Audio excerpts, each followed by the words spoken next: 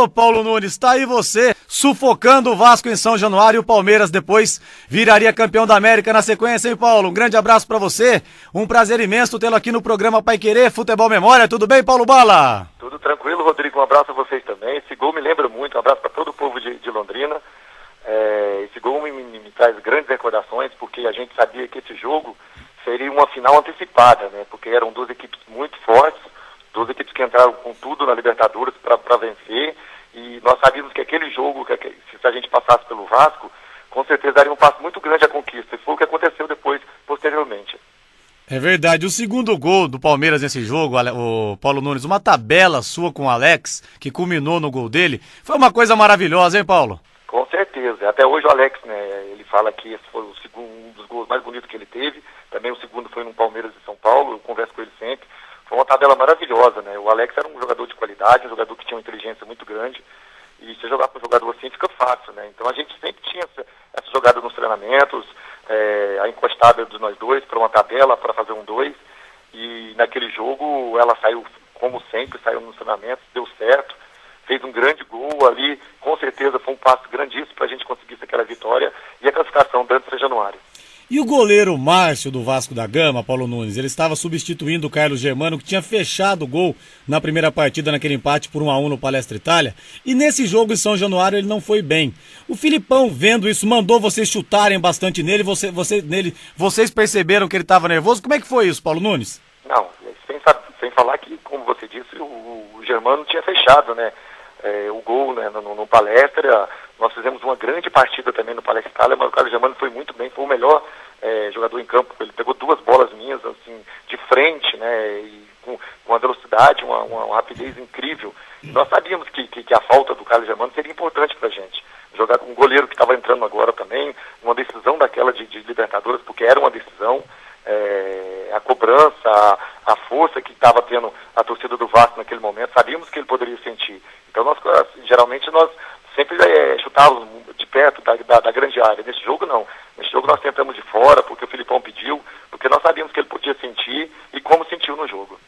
O Paulo Nunes, o Vasco da Gama só te traz boas lembranças, né? Me lembro da sua estreia em 98, numa quarta-feira à noite em São Januário, uma vitória do Palmeiras 2-1, 2 gols marcados por você, começando com o pé direito. Você se lembra disso, Paulo Nunes? Lembro muito bem. Eu até não iria jogar esse jogo, porque eu estava praticamente 2 meses e meio, né, sem atuar, que eu tinha tido uma contusão no Benfica, quando retornei para o Palmeiras, e estava me recuperando dessa contusão. Então eu tinha 10 dias de treinamento só, mas o Filipão achou melhor porque eu jogasse pelo menos um tempo, né, para já começar a adquirir ritmo de jogo, porque já tinha começado, né, o torneio em São Paulo, já iria começar o Campeonato Paulista, e foi uma estreia magnífica, mesmo faltando gás, faltando perna, né, nos momentos mais cruciais da partida. Nós vencemos, né, o Vasco por 2 gols, 2-1, e eu fiz os 2 gols, então com certeza foi uma estreia que me deu muita força, né, que a torcida acreditasse em mim, até porque eu tinha jogado várias vezes, né, contra o Palmeiras pelo Grêmio, e tinha tirado o Palmeiras várias vezes, até da Libertadores também, então a torcida na minha chegada teve um pouco de receio, mas depois daquela partida, com certeza o carinho do torcedor do Palmeiras comigo foi muito grande.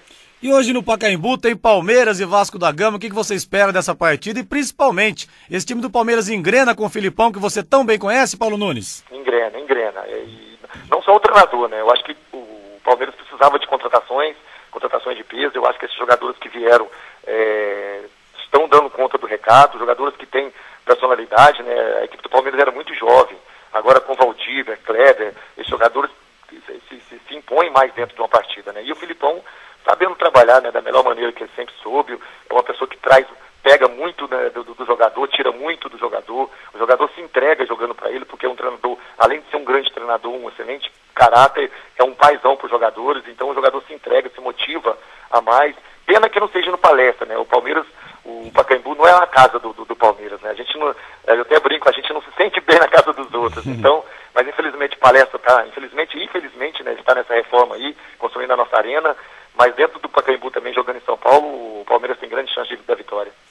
O Paulo Nunes, e falando em Filipão, 16 de junho de 99, Palmeiras campeão da América, batendo o Deportivo Cali nos pênaltis, no estádio Palestra Itália, na casa palmeirense, como você falou. Eu me lembro de você depois do jogo emocionado, com uma faixa de samurai na cabeça, dizendo, olha, daqui a 80 anos vão se lembrar de mim ainda, escrevi meu nome na história. Mas quando eu falo Palmeiras campeão da América, qual a imagem mais marcante para você, Paulo Nunes? A imagem mais marcante que eu tenho na minha mente, até por gostar muito, né, as pessoas até brincozinho, o Alex até falava que o Filipão era meu pai. A mais marcante foi o Filipão saindo da casa-mata, né, do banco de reservas, e saindo pulando, gritando, sem rumo, né, ele não tinha um rumo da alegria que teve, e para mim, assim, que estava lá dentro do campo, que estava sentindo, né, aquela pressão dos pênaltis, porque eu seria o próximo, né, se o jogador do América fizesse o gol, eu seria o próximo a bater.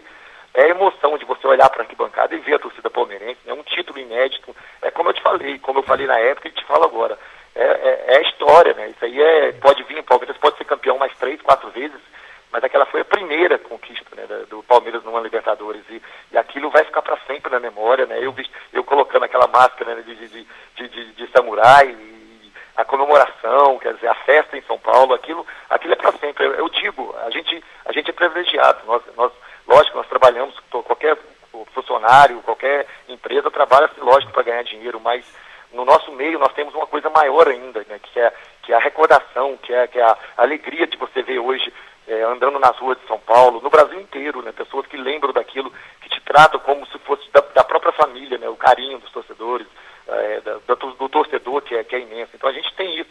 Além de a gente ter, lógico, com certeza o ganho que todo mundo busca, mas a gente tem essa recompensa, né, que é o carinho de todo mundo que fica na memória para sempre, nos corações de todos os torcedores. É verdade, isso não tem preço mesmo. Agora, Paulo Nunes, você lançou aquela moda de comemorar os gols com máscaras.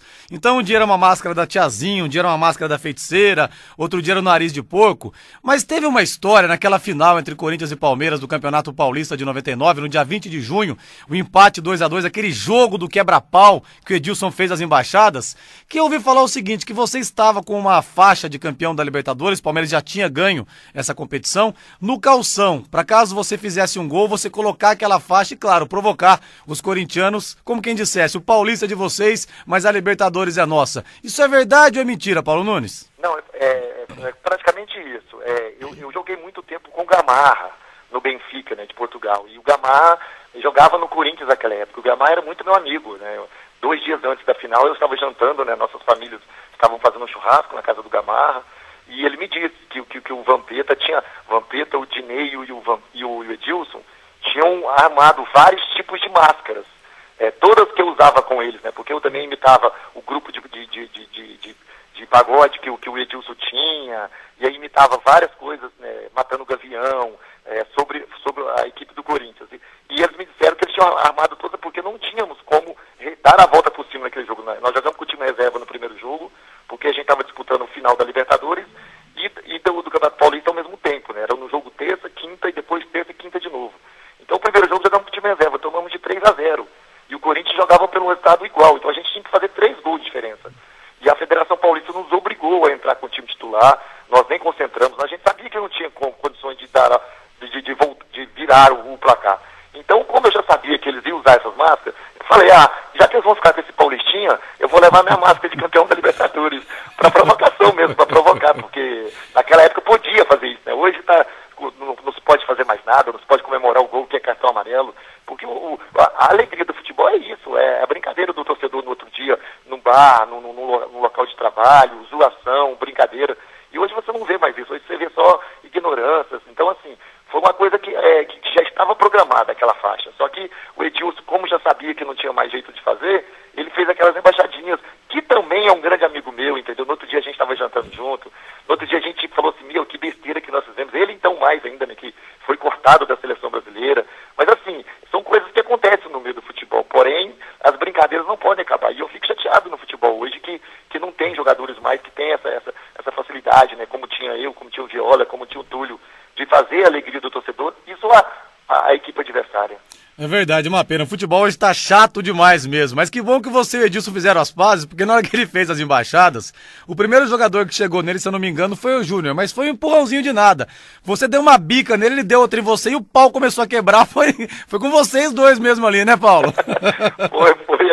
A gente até falou, nós começamos a briga e depois não demos mais nenhum chute em ninguém. Porque eram dois pequenininhos perto daqueles monstros, né, de grandes. Então, assim, foi uma ação com uma reação, entendeu? Isso aí é a mesma coisa de você imaginar você jogando uma pelada num campinho, seu time perdendo e o cara fica brincando. Então, assim, foi uma reação errada, porém, mas que acontece pelo momento da partida. Se você for pensar muito bem isso antes, lógico que você vai fazer isso, até porque isso acontece, faz parte do futebol. Agora, que foi engraçado depois acabou-se o jogo, a festa que o Corinthians ia fazer não teve festa, quer dizer, eu acabei com tudo, fui multado também pela Federação Paulista, mas aí o presidente do Palmeiras disse que queria pagar a multa, porque foi uma coisa que aconteceu durante toda a partida, então não teve problema, mas que até hoje, você pode ter certeza que a maioria das pessoas lembram dessa história, é incrível como as pessoas podem lembrar. Então, assim, faz parte da história do futebol, faz parte da vida, né, de um jogador de futebol. Pena que aconteceu aquilo com todos os jogadores, mas faz parte, agora é passado, não tem como voltar atrás.